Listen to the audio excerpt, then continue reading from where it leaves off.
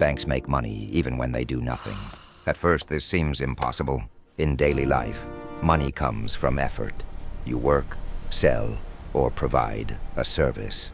But banks operate differently, in a system most people do not fully understand. Many believe banks earn only from loans.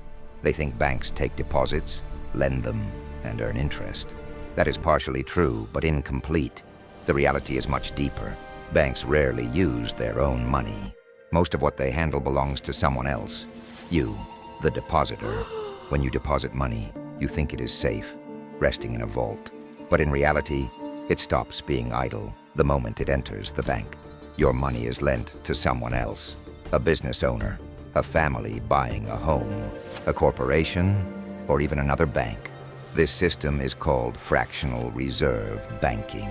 Banks keep only a small fraction of deposits, often 10%. The rest is free to lend. That money is lent repeatedly.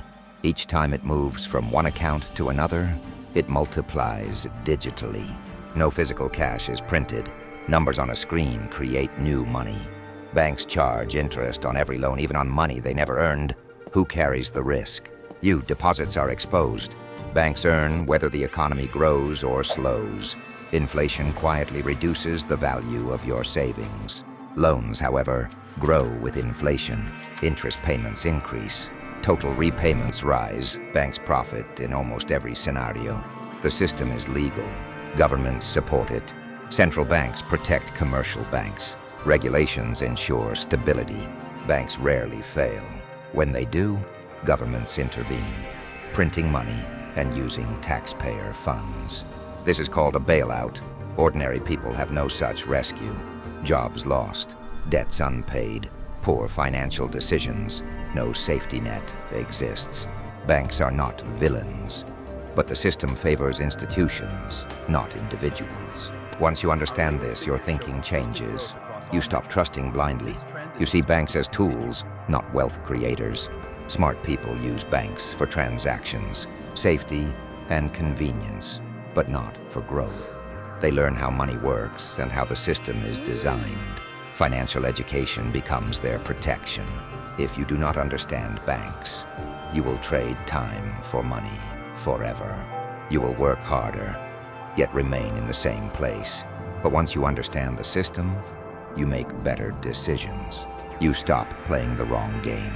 You invest intelligently. Slowly, money begins to work for you. When you see the system clearly, you gain power. You understand why banks always win, why deposits are safe for them but risky for you, and why loans grow while savings shrink. Knowledge is freedom. Banks create money from almost nothing. They lend it multiple times.